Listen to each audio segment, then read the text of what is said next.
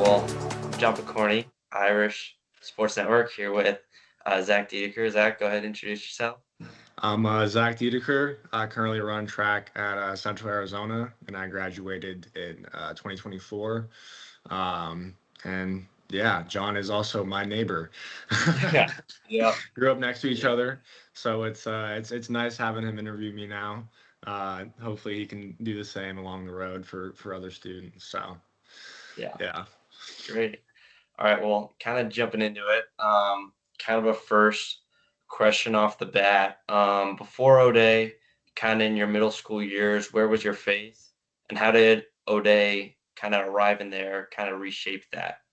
Yeah, so before I went to O'Day, I went to public school, never went to private school.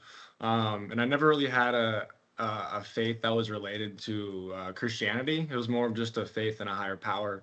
Because I had two parents that were involved in AA, and they believe in a higher power, and etc. So I believed in a higher power, but I didn't find Christianity until O'Day and kind of getting familiar with who Jesus is and just the Bible and my theology classes. And then just my sophomore year, I had Mr. Clapp, and that was a very informational kind of class, and I just learned a lot. And that really sparked my interest. And I had a buddy who took me to church, and um, March 16th, 2022 was when I kind of accepted Christ into my life after I realized that that was the truth. And, O'Day kind of just helped, prepare me for the world and also just, keep me well equipped in terms of information and, you know, biblical stuff that, things that you will need along the road. So, Yeah. yeah. I was gonna say, was there a specific moment or like person through O'Day that like helped you kind of grow that faith? Was it Mr. Yeah. Clapp? Was there like So an it, event as it, well, it or so Quinn White, I'm sure you know, yeah, was the person was he was the guy who kind of brought me to church and showed me the kind of communal aspect to it and more of the kind of personal relationship. And then I think when it comes to O'Day, I really found my Catholic faith through O'Day because first becoming a Christian, I was heavily Protestant as most people are.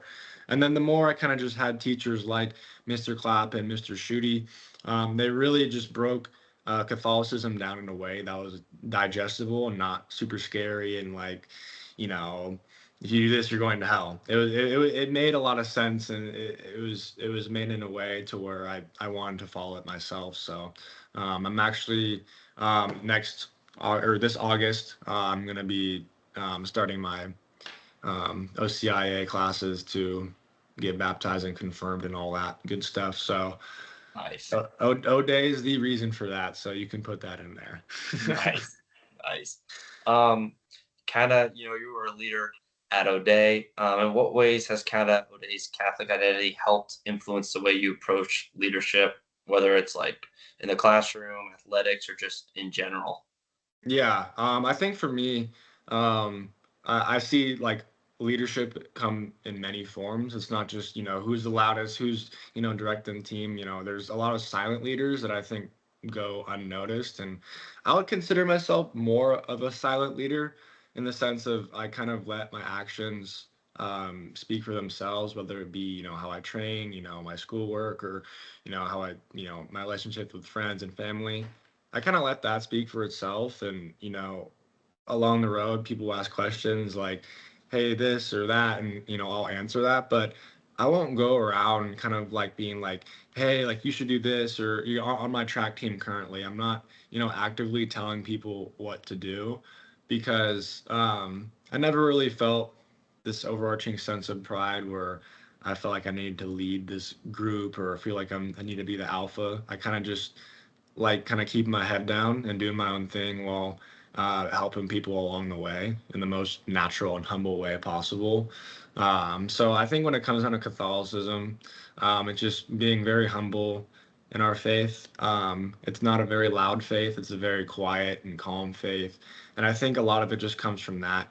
And I mean, even the music and that we hear in mass, like it's not this, loud and overarching sense of sound. It's just very quiet. We hear hymns and the whole, the instruments they use are very low frequencies. So for me, I don't know. I kind of, when I think about Catholicism and my experience at O'Day, it kind of shaped me into a, what they say, an O'Day gentleman, as I'd say is the best way to put it.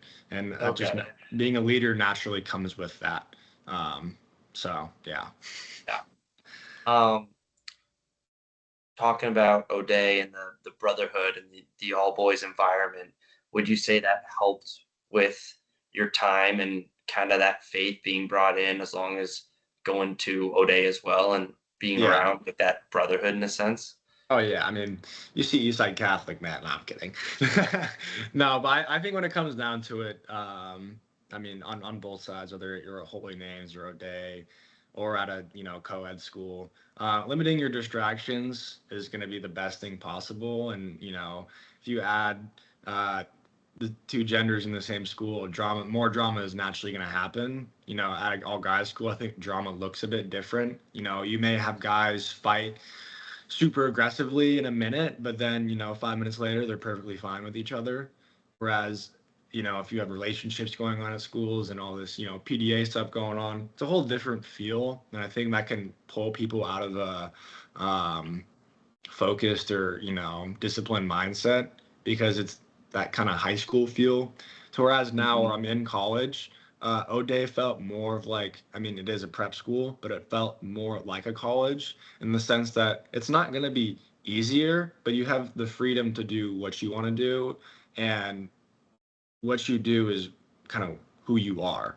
So, you have kids at O'Day who they don't get involved, they don't do sports. And it's like, what are you going to take from this school to, you know, take to college, take to your workplace, take to your family or whatever it may be. Because for me, I took everything from what coaches said, from what teachers said, from what I learned from people younger than me, from people older than me. You got to humble yourself because there's a lot of good people that walk in those halls, and a lot of different people who've been through a lot of different stuff. So I think it's less of a boy and kind of girl aspect. It's more of like how can you limit your distractions. And for me personally, going to an all guys school helped me a lot. But so for some people it doesn't work out, but for most, I think it does. And I Yeah. think the evidence shows in sports. I don't know about academics, but that's a whole different story. Yeah. Um, just kind of one more kind of in the future question. Yeah. Um, what would you say to any ODA students that are struggling kind of with the whole faith and identity aspect? And how would you kind of, what would you advice would you give to them and their leadership and just following that if they're a little confused at the moment? One thing I can say is take it day by day. One thing I realized in my walk of faith is um, I may, when it came down to like how much outreach you're getting in terms of like social media or the community you're involved in, that doesn't translate to how happy God is with you. You know what I'm saying? Yeah. So if you feel like you're alone in the battle, good.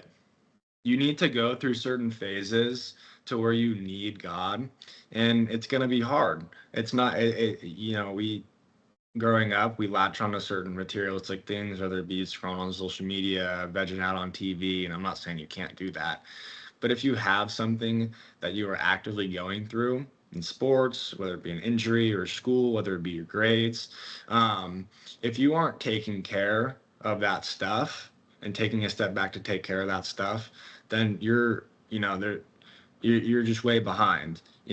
Things aren't just going to pop into your life out of nowhere. You need to take care of your essentials and let life run its course because for you guys and the people that are going to be hearing this, you're still in high school. And for me, when I was, a sophomore, I thought I needed to get all my stuff figured out, da, da, da, da, and I was still playing football at the time. And now I'm running track after transferring from a school at University of Utah. And I've had the most unorthodox plan, but to where I'm at now, I couldn't be happier because I trusted in the process. And you got to go with your gut. If you want something and you feel like you're out of place, go get whatever that thing is, because you're gonna be questioning for the rest of your life, oh, I could have done that, could have done that. Like me transferring from University of Utah to go to the middle of Arizona in Casa Grande to run track and field, more specifically the decathlon, sounds crazy. Everyone I told, it was like, okay, yeah, it's like, why would you do that? But now that I'm here and doing it, I'm in the sun every day. I have all online classes, which is chosen by me. So I have a lot of free time to do things like cooking and baking and things like I'm getting into. And, I have my track practice 6 times a week. And I have a busy schedule, but I chose it in a way to where I'm doing what I want to do. And you don't have to be stuck doing some boring, some stuck in a class doing whatever. Like you can do whatever you want to do. And that's what I realized. You're gonna have to have some good long talks to your parents and actually convince them. It's not just you wake up one day and watch a reel and have this epiphany. It's months and months and months of dedication and hard work that leads up to whatever it is you're working towards in life. And God's gonna help you get there, whether it's a job, sport, relationship. You just need to trust in the process, because things take time, and especially good things take time, and you can't rush. You can't rush anything good, and that's definitely something I learned. Great. Well, thank you so much, Zach. I appreciate it. Thank you for the time and everything. Of course.